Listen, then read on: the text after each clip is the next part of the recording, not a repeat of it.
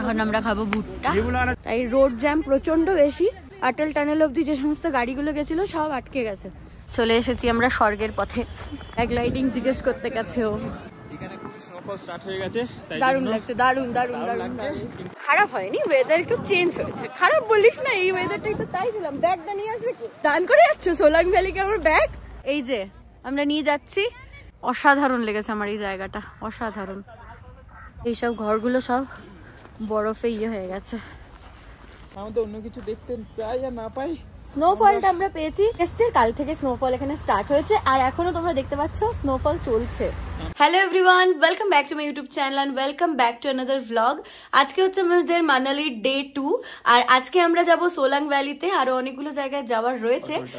অটল tunnel যাব, আবার আমরা শিশুও যেতে পারি। যেমন যেমন যাচ্ছি সমস্তটা তোমাদের সঙ্গে শেয়ার করার চেষ্টা করছি। ভিডিওটা এন্ড অব্দি দেখো উইদাউট এনি স্কিপ। তো চলো আজকের দিনটা সুন্দরভাবে শুরু করা যাক।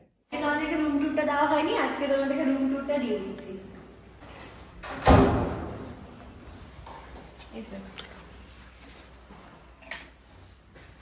এটা হচ্ছে আমাদের রুম, আর এটা হচ্ছে হোটেল সাভার, যে রুমটা আমাদেরকে দেওয়া হয়েছে। এবার তোমাদেরকে দেখাচ্ছি এটা আমার সব থেকে ভালো লাগার জায়গা, সেটা হচ্ছে এটা।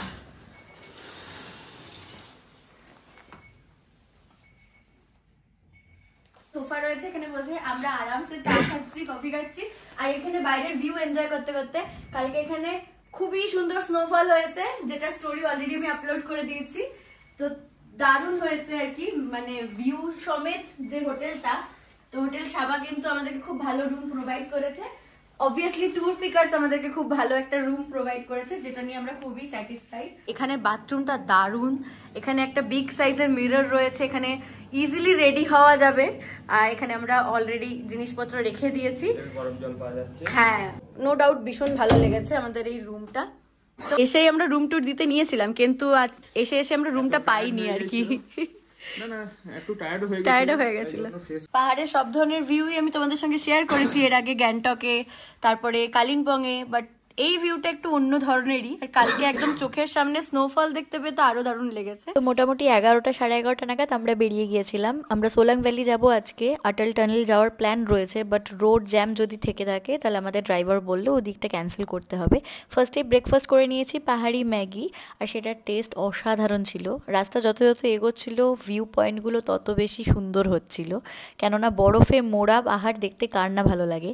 এরপর আমরা এখান থেকে বুক করেছিলাম আমরা জিপ লাইনিং। এটা আমরা হঠাৎ করেই প্ল্যান করেছিলাম, তো চলে এসেছি এখানে ফাইনালি জিপ লাইনিং করতে।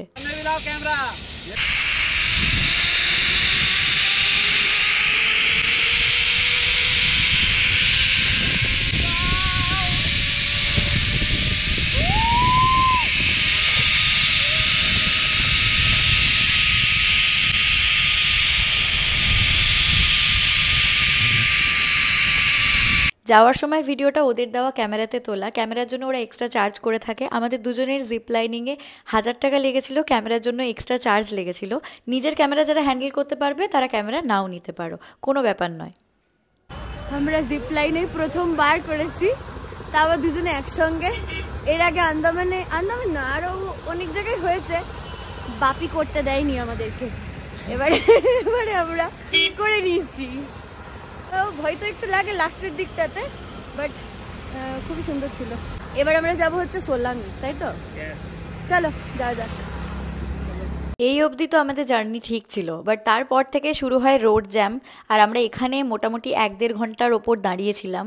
রাস্তায় যা খবর পেলাম যে ওপরে অটল টানেল থেকে নিচের দিকে গাড়িগুলো একদমই নেমে আসতে পারেনি, তো দুই দিকেই জ্যাম লেগে গিয়েছিল। বাট বাইরের ভিউগুলো কিন্তু অসাধারণ ছিল। আমি গাড়িতে বসে না থেকে নেমে ভিডিও করছিলাম, ভাবলাম এই বুঝি জ্যাম ছেড়ে যাবে, বাট লম্বা গাড়ির লাইন, কোনোভাবেই ছাড়ার প্ল্যান নেই। প্লাস বরফ পড়েছে যেহেতু গাড়ি স্কিড হওয়ার চান্স রয়েছে, তাই জন্য ওরা খুবই সাবধানে চালাচ্ছিল। এখানে তো আমার মন খারাপ স্টার্ট হয়ে গিয়েছে যে সোলাং অবধি বোধহয় আমরা পৌঁছতেই পারবো না, কারণ রুট তো চিনি না। বাট ড্রাইভার দাদা আমাদের শর্টকাট রুট বলে দিয়েছিল ট্রেক করে যাওয়ার জন্য। কালকে রাত্রে প্রচণ্ড স্নোফল হয়েছে, দ্যাটস ওয়াই ওপরের দিকটাতে আমাদের ওখানে তো তোমাদেরকে দেখালাম অল্প অল্প স্নোফল হয়েছে, বাট ওপরের দিকে মানে সোলাং ভ্যালির দিকটাতে অনেকটা বেশি হয়েছে। আর তার কারণে ওপরে অটল টানেল অবধি যে সমস্ত গাড়িগুলো গেছিলো সব আটকে গেছে, তাই রোড জ্যাম প্রচণ্ড বেশি, আমাদের গাড়ি মোটামুটি সোলাংয়ের 1-1.5 কিলোমিটার আগে এসে থেমে গেছে। আমাদেরকে বললো একটুখানি ট্রেক করে ওপরটা দেখে আসতে, আরও শর্টকাট রাস্তাটাও বলে দিল। তো আমরা এবং আরও যতজন এখন এই টাইমে মানালি ভিজিট করছে তারা প্রত্যেকেই সেম রুট দিয়ে যাচ্ছে আর কি। আমি রুটটা তোমাদেরকে একটু দেখাচ্ছি।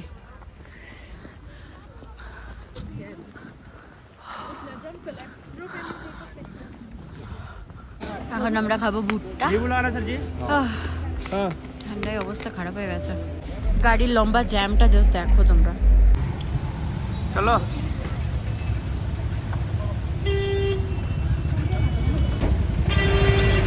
এদিকে আয়, বাদিকে আয়।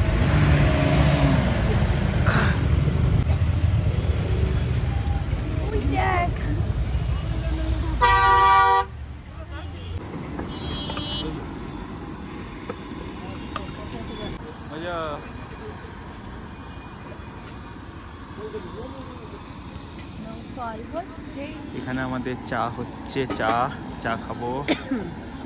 অপোজিটে সোলাং ভ্যালি, এখানে বনফায়ার আর এখানে চা। চলে এসেছি আমরা স্বর্গের পথে। জল ঢুকছে না, একটুও না, একটুও না, ঢুকছে না মাইরি, একটুও ঢুকছে না। চলে এসেছি আমরা স্বর্গের পথে। এই জুতো কিনতে বললাম কত বছর। আমাদেরকে বাঁচাচ্ছে কিন্তু সত্যি বলতে ডেকাথেলনের জ্যাকেটটা আর গ্লাভসটা, না হলে সবাই কিন্তু মানালিতে এসে ড্রেস আর মানে ফুল জাম্পস্যুট আর জুতো রেন্টে নিয়েছে, বাট আমাদেরকে নিতে হয়নি কারণ আমরা প্রচুর টাকা দিয়ে জ্যাকেট কিনেছি, কৃপণ নই, যাতে আমাদেরকে এই ভাড়া ড্রেসগুলো পরতে না হয়।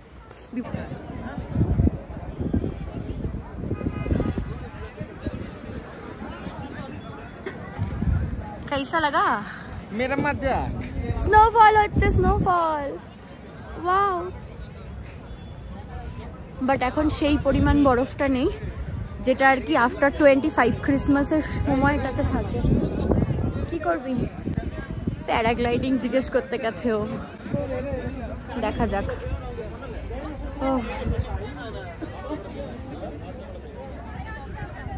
এই হচ্ছে সোলাং ভ্যালির ভিউ, যেটা টোটালি আমরা ট্রেক করে এসেছি, কেননা গাড়ি বাইরে আটকে রয়েছে। কাল রাতে প্রথম মানালির স্নোফল এই সিজনের হয়েছে, আর তার জন্যই এই বরফটা আমরা দেখতে পাচ্ছি। প্যারাগ্লাইডিং করতে গিয়েছিলাম আমরা, বাট হঠাৎ করে উইন্ড চেঞ্জ হয়েছে, সেই কারণে এখন প্যারাগ্লাইডিং বন্ধ হয়ে গিয়েছে এই ওপরটাতে। ওরা বললো আবার আমরা নেক্সট অপশন কুল্লুতে করতে পারি।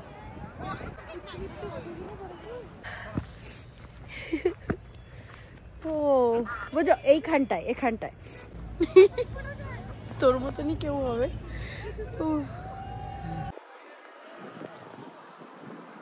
এখানে খুব স্নোফল স্টার্ট হয়ে গেছে, তাই দারুণ লাগছে, দারুণ কিন্তু এবার আমাদের নেমে যেতে হবে। ওয়েদার প্রচন্ড খারাপ হয়নি, ওয়েদার একটু চেঞ্জ হয়েছে। খারাপ বলিস না, এই ওয়েদারটাই তো চাইছিলাম। ব্যাগটা নিয়ে আসবে কি? দান করে যাচ্ছ সোলাং ভ্যালিকে আমার ব্যাগ? হ্যাঁ,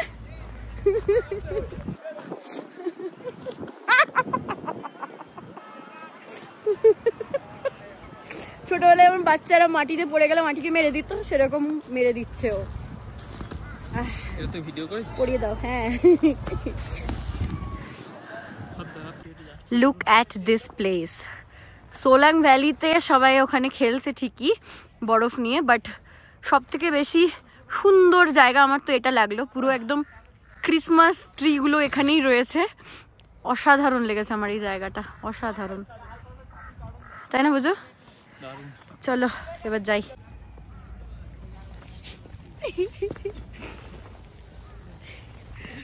দেখাবি